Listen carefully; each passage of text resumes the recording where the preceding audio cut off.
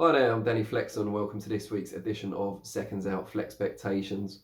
We're here every Thursday, easy for me to say, 4:30 p.m. To talk about the boxing actions come at the weekend. I've got a bit of a cold this week, so you'll have to bear with me. I can't believe I've been struck down before even reaching my athletic prime. But yeah, there's still hope, I'm sure. With the right rest and relaxation, I'll be back in the gym in no time. Moving on from my own personal struggles, soldier that I am. It's been talked about ever since Manny Pacquiao got one of the better victories of his storied career against Keith Thurman last year, who would be next for the Filipino senator. And there were three names that kept coming up. Errol Spence, obviously, IBF champion. Danny Garcia, former two-weight world champion. And Mikey Garcia, whose first foray into the welterweight division was not particularly impressive against Spence. Little by little, this narrowed down. The field certainly narrowed.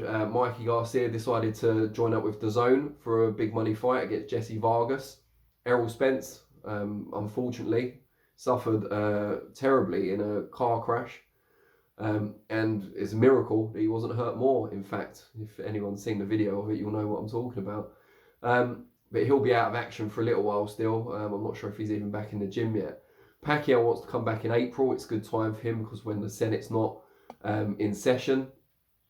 So it looks like, and I hate to say it's by default because I think he was the front runner anyway, Danny Garcia is certainly in the box seat for that clash, although there has been a little bit of talk, wouldn't take it too seriously, about Pacquiao fighting UFC star Conor McGregor. But for Garcia to truly secure the spot opposite Pacquiao in what will probably be the biggest money fight of his career in April, he has to get past Ukrainian southpaw Ivan Redkach this Saturday in Brooklyn. Brooklyn, Barclays Center in particular, is kind of a second home for Garcia, who's originally from Philadelphia, of course, but has fought in the Barclays Center a number of times, had some of his better nights there. Redkach was picked at least partly because he's a southpaw, and Garcia initially was going to be fighting Spence in January, and that fell through after the car crash, but also always had one eye on Pacquiao, was always on that shortlist. So getting some southpaw experience is not the worst thing in the world for Garcia, and also against someone that shouldn't upset the apple cart and stop that huge payday from happening in April. All due respect to Redkach, he's a good fighter, he's aggressive, he's got sound fundamentals, and he's got a height and reach advantage over Garcia. He's only had one fight at welterweight, he's been stopped in the past both at lightweight and super lightweight against arguably lesser punchers than Garcia, who's a pretty reputable dig in certainly the left hook and maybe in the right hand as well. So it's going to be difficult to see how he can win this fight.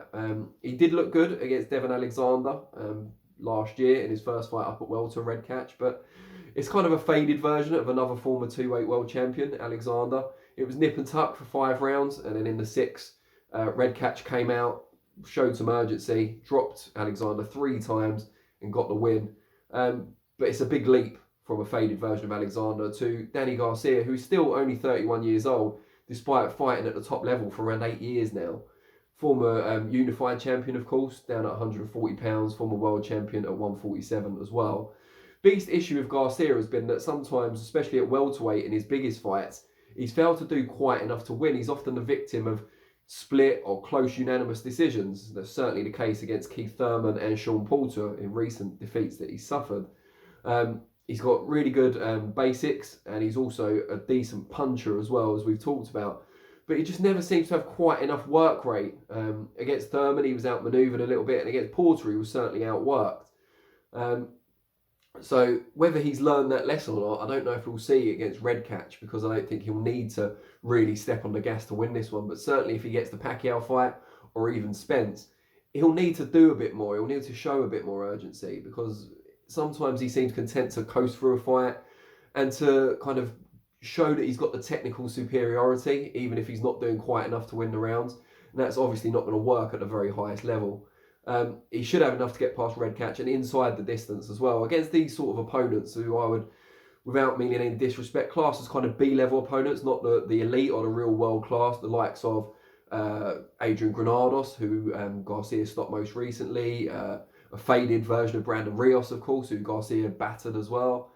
Those sort of guys are the ones that Garcia should be getting out of there without too much fuss. And then moving on, to Pacquiao in April, which will be an interesting fight. Garcia will hopefully show a bit more impetus than he did against Thurman and Porter and really give the Senator a battle. That's all from me. I need to go and have some Lemsip or something. But if you can give me your comments below, what do you make of Garcia Redkach? Do you give Redkach any chance? And also, do you think Garcia should get a Pacquiao fight with Spence out of the equation, Mikey Garcia out of the equation? Is he the next best thing? And how do you see that one going if it comes to fruition? I'll be back next week, FLEXpectations, 4:30 p.m. Thursday, and I'll also be here Monday, 4:30 p.m. for Reflections. Thanks very much for your time, and I'll see you all soon.